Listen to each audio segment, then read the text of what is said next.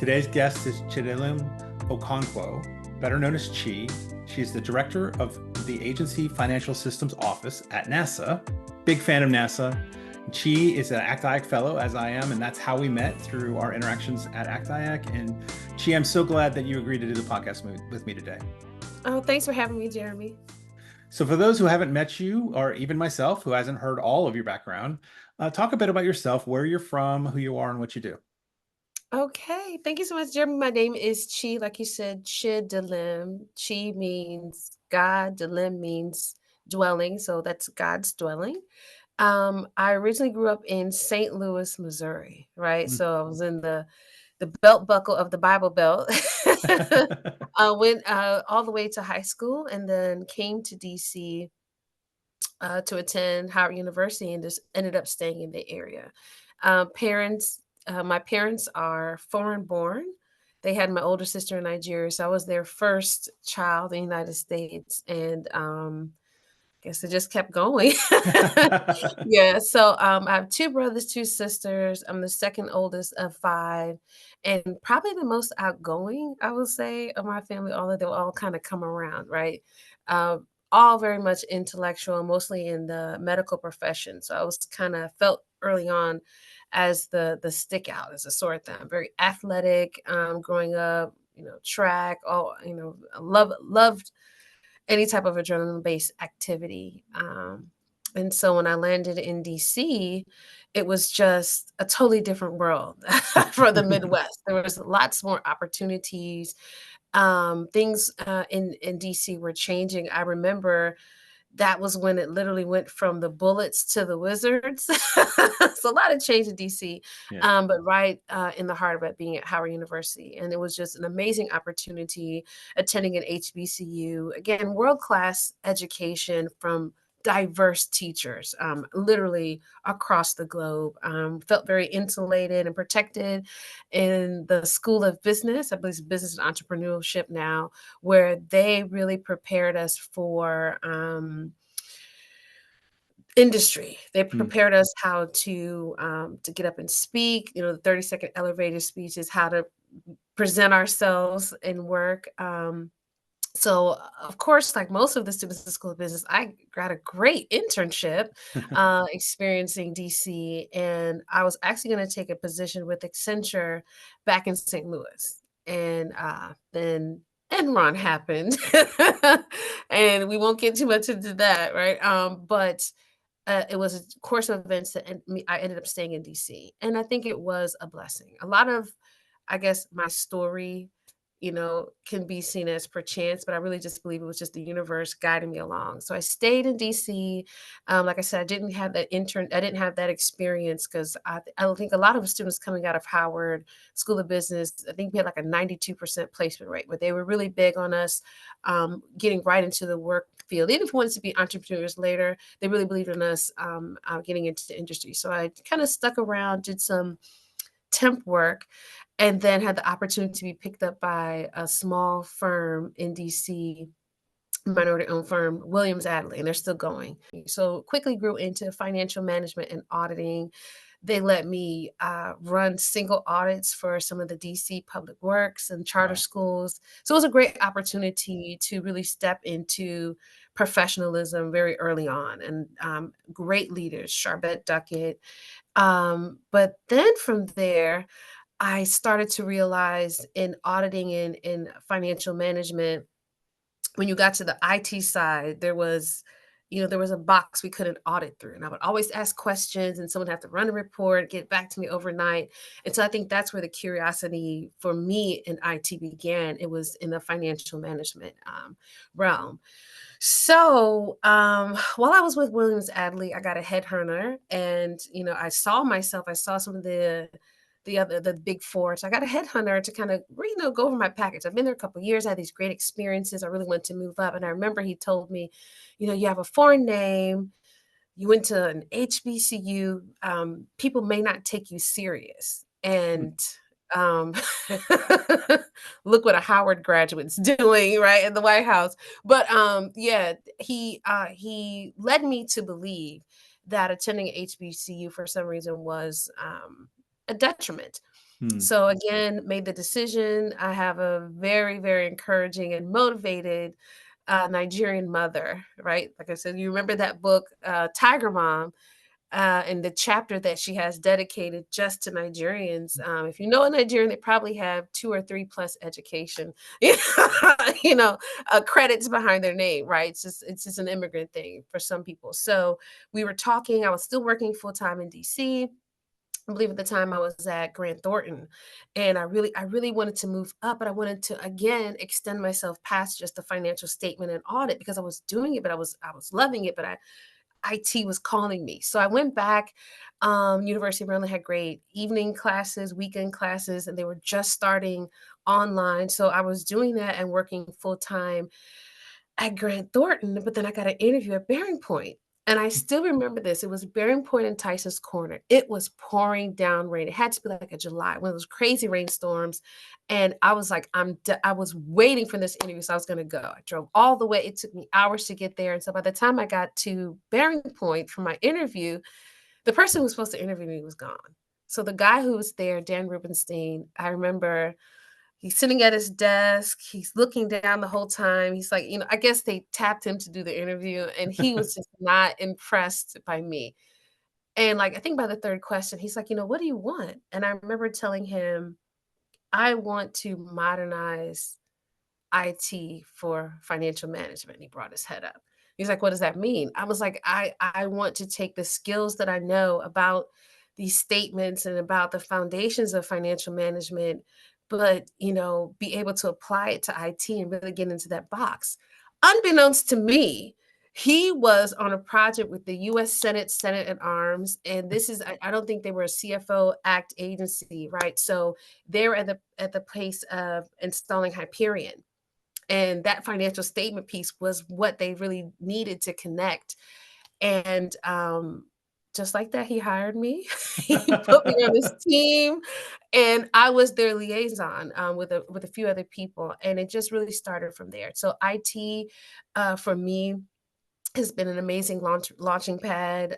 Had that experience. When I got married, though, I knew that I needed to be able to support my husband who came over from Nigeria. And, that consulting life really wasn't the best work-life balance. I got pregnant right away and went through OPM first because they were a client of mine, helped them with a major modernization, and then got a really good interview with NASA. And the funny part was I did not think I did well at my NASA interview.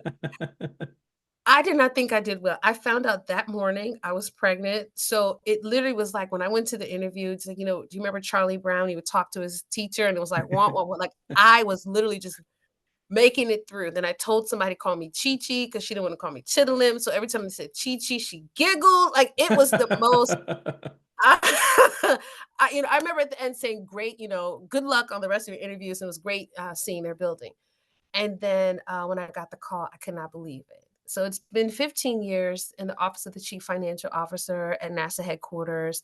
It has been an amazing opportunity. And I say that to say everything that has happened to me, right? So again, being a consultant, working in the day, and then getting a double master's at night, right? So I already had the Bachelor of Business Administration and Accounting, but I went back to University of Maryland, right, at the guidance of a headhunter that I was paying that said HBCU students, and particularly Howard, may not benefit my career.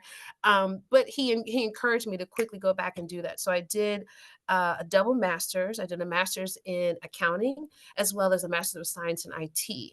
And so when the call came for that position at the CFO, they were creating a systems office for finance.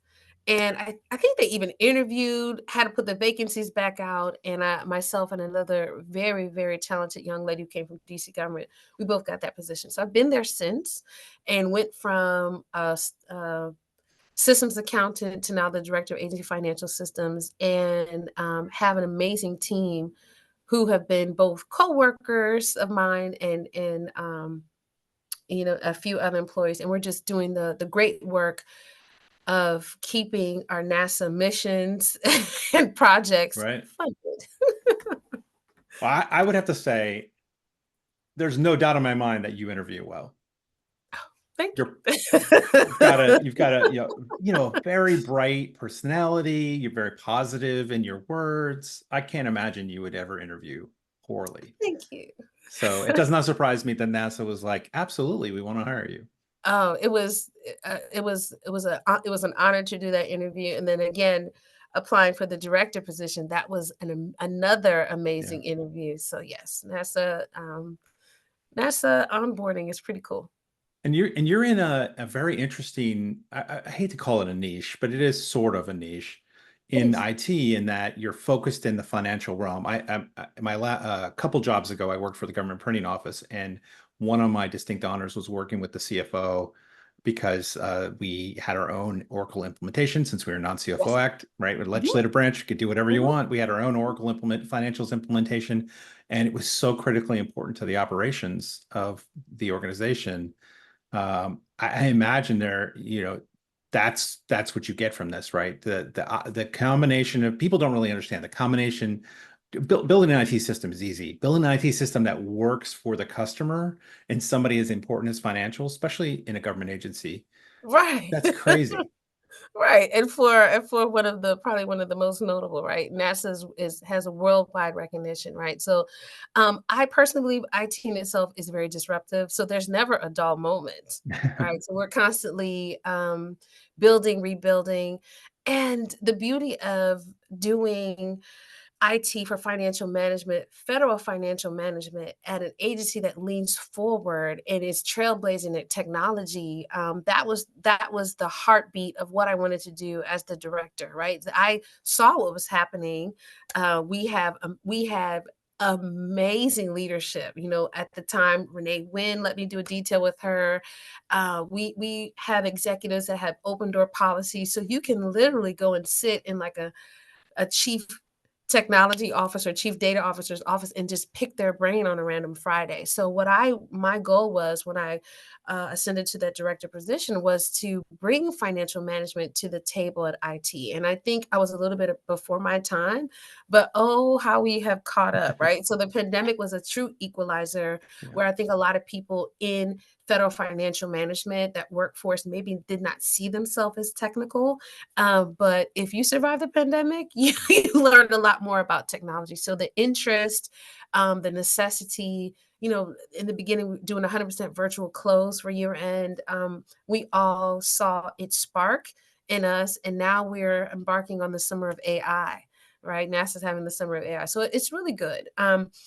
Also, the beauty of being able to be a director at NASA and encouraging the modernization of federal financial management in the workplace is also being able to, reach back. Yeah. And I think that that's very important.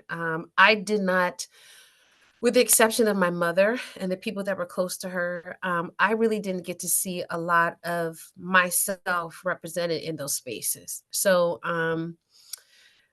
I have a lot of confidence. Like I said, I went to an HBCU, so they made sure that we were prepared both technically and professionally, that they made sure that we knew how to present ourselves when the time would arise to always be ready. And I love that about the School of Business. But I didn't have the beauty of it. It was mostly people that I saw on TV in entertainment industry or people that weren't really accessible that I couldn't touch.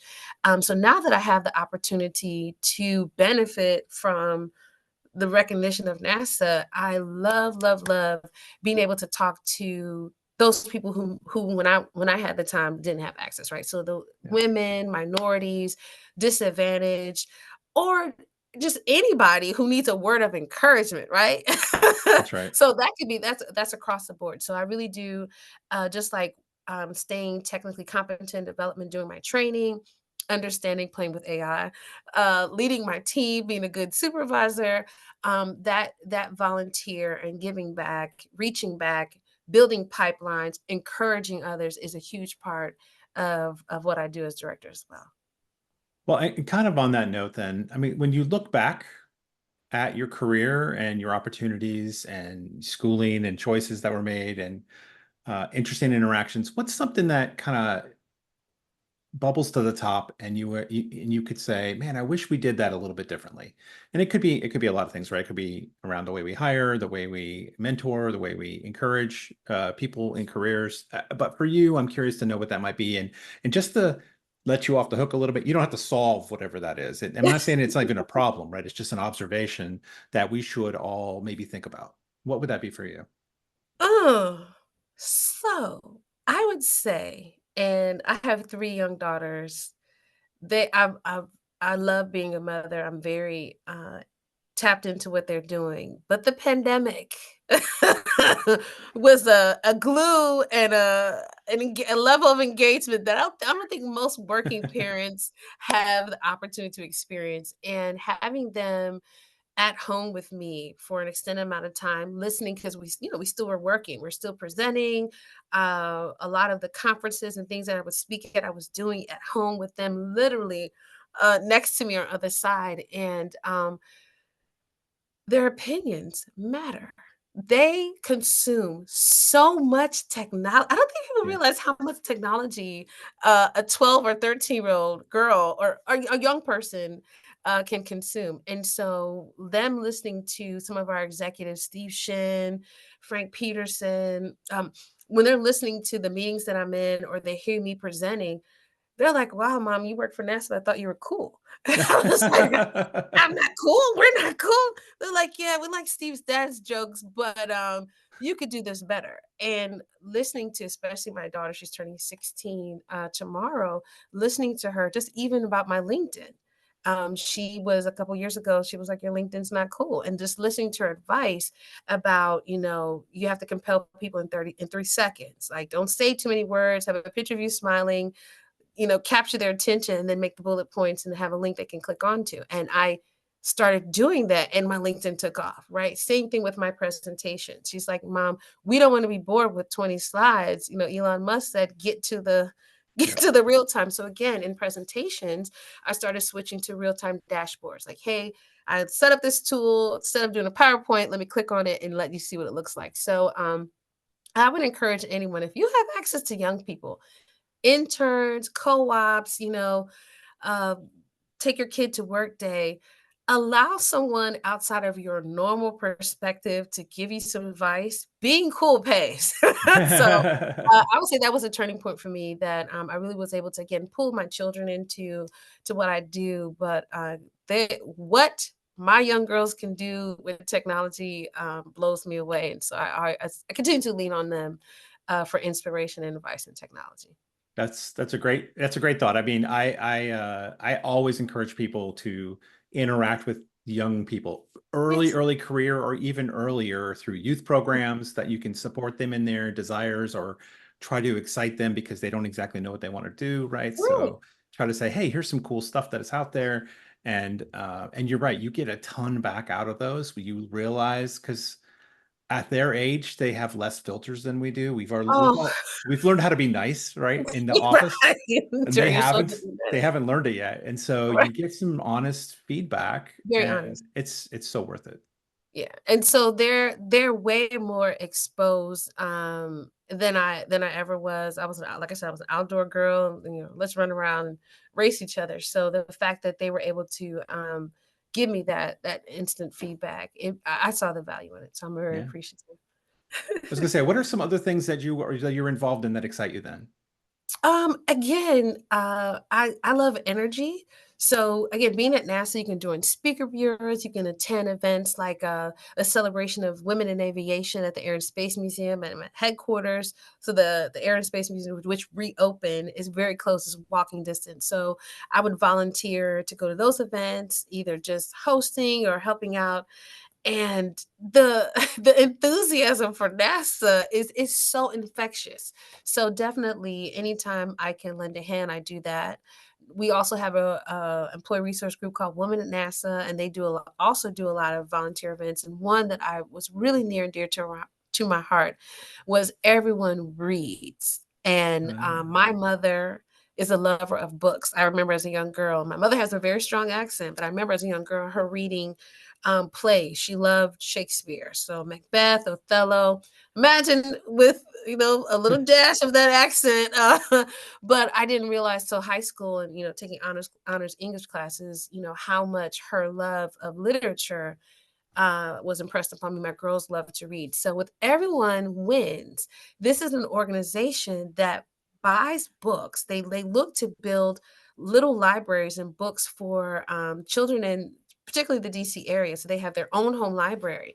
And what they do is they ask organizations like NASA to just write on the inside of the book. Of course, we brought NASA bookmarks and stickers and stars and Sure. things like that. And I was just writing notes saying, hey friend, this is Chief from NASA, congratulations on this book, have a learning adventure kind of thing. And she said when they went to pass out those books, the ones that got the NASA stickers like lost their mind, so I'm looking forward to joining them, both supporting them financially, but also now becoming a volunteer to go to some of the DC schools and just read during their lunch break. And again, the excitement of reading, right? So again, it was passed on to me by my mother and her love of Shakespeare and the Bible, but able to pass on, and they target specifically STEM related books with minorities. Again, Mm, I didn't grow up with that.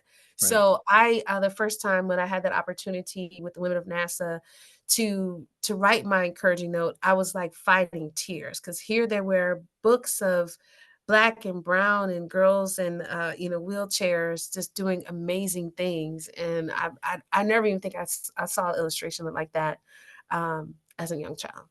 Wow, that's amazing. I love organizations like that. Mhm. So And then anything and then also, I oh, do love to inspire the careers, and I think also very fulfilling, we talked about ACT-IAC. I had the wonderful opportunity to fill in for somebody. Sorry for you, great for me.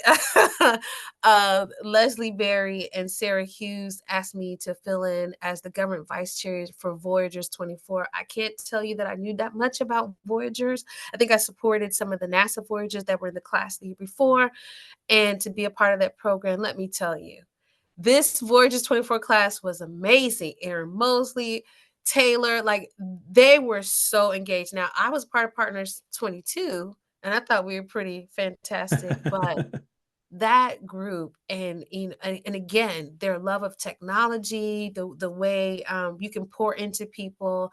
I definitely, so the work is great, the technology great, people, processes, technology, but that people part, I think again, when we went online and we stopped working together in the office and we really relied on technology to do our work and to connect with each other, being able to connect in person in a network and pour yourself into others, your passions, has been all the more fulfilling. that is awesome. Yeah, I like you. I'm a big fan of ACT-IAC. I was Gov Chair for the Associates program, which you should check out for a few Ooh, years. And it's even younger, right? The first 5 years yeah. of their career. It is such an awesome opportunity to pour into them. And you're right, that Voyager 2024 group, I know quite a few of them. They're amazing. They're amazing. Watch out for that class. Yes, sprinkle, sprinkle, guys. So, is there any events or anything coming up here in the near future that you're going to be at or speak at or anything that's going on that you want to talk about? Oh, there are a few things. I definitely I'm going to be attending the ACT-IAC data forum that's coming up. I believe that's September 18th. And I believe Francis Rose wants to interview some of the government folks. So definitely want to take my spin on data. One thing I will say, like when I was at the AWS Summit, I got to do a fireside chat with Tahira from ICF. She's amazing. One thing I did ask them when we were planning that is that although, I can bring my technical expertise, my role at NASA, my goal to modernize federal financial management specifically, I definitely also want to talk about inspiration and inspiring people, right? So that's one thing, like I said, I'm tenacious. I had parents that constantly encouraged me, but I think there's a workforce out there, people who, may not believe that they could achieve because maybe they didn't see it. And so that's what I wanted to share a little bit at the end and just be really real, especially if it's a room full of women at the AWS Summit, which is predominantly male. Yeah. I did want to give that, and the response was resounding. I still get notes and LinkedIn, and it's just it's amazing that in 2024 we can show up so authentic, and so I'm grateful for that. So definitely would like to bring some of that to the data, right? So we're going to talk technology and things that we're doing, of course, at NASA, but I also want to bring a bit of me and be authentic, because that's just a part of who I am, and I try to bring that everywhere. Well, Chi, I love getting together with you. I love seeing you at events, and we should talk more at those events than We sometimes is will. possible. And Yes. but I want to thank you so much for coming on the podcast and sharing your story. It was great to hear your journey and to hear your passions, and I look forward to seeing what's coming for you next. Thank you. And if you're going to attend ELC, I'll be there. I will not be on the panel, but I will be supporting it. So make sure you guys get out there and get your registration early, book your hotel because it's going to be a good time at Hershey Park. Definitely supporting that. And can't wait to share all the good panelists that we have right now and some of the AI discussions that we're going to do at ELC this year. That's awesome. Well, thank you again, Chi, and I look forward to seeing you. Thank you, Jeremy.